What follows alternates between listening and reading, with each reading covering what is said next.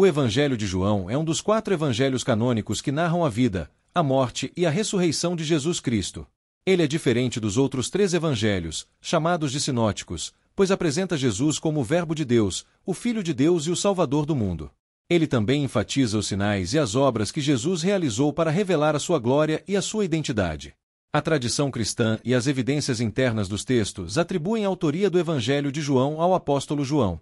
Embora existam algumas discussões acadêmicas sobre a autoria e datação dos evangelhos, a tradição apostólica é amplamente aceita entre os cristãos como a fonte da autoria dos 4 evangelhos, incluindo o Evangelho de João. João era um dos 12 apóstolos de Jesus e um dos seus mais íntimos amigos. João era filho de Zebedeu, sua mãe era Salomé, conforme escreve Marcos no Evangelho que leva seu nome no capítulo 15, verso 40. Era irmão de Tiago, que também foi discípulo de Jesus. Fazendo uma comparação com João 19, versículo 25, é provável que Salomé tenha sido irmã de Maria, a mãe de Jesus, sendo assim é provável que João e Jesus eram primos. Isso pode explicar, em partes, a proximidade maior entre os dois, lembrando que isso é apenas uma teoria com base nos textos bíblicos.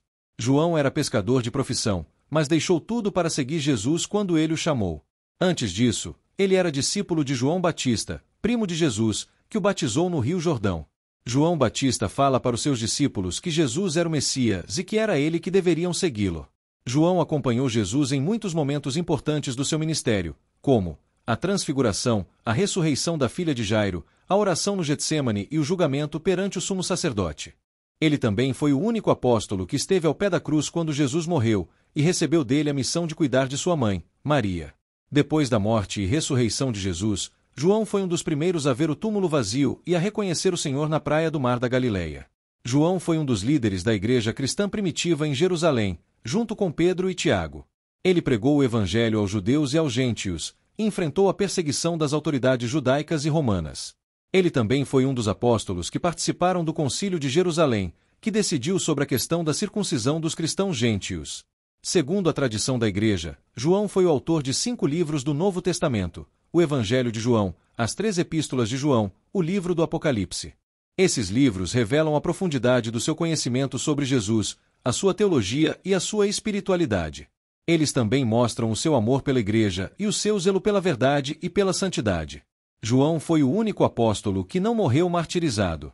Ele viveu até uma idade avançada, provavelmente no final do 1º século ou início do 2º. Ele passou os seus últimos anos na cidade de Éfeso, na Ásia Menor, onde cuidou das igrejas da região. João é considerado um dos maiores exemplos de fé, amor e fidelidade a Jesus na história da igreja.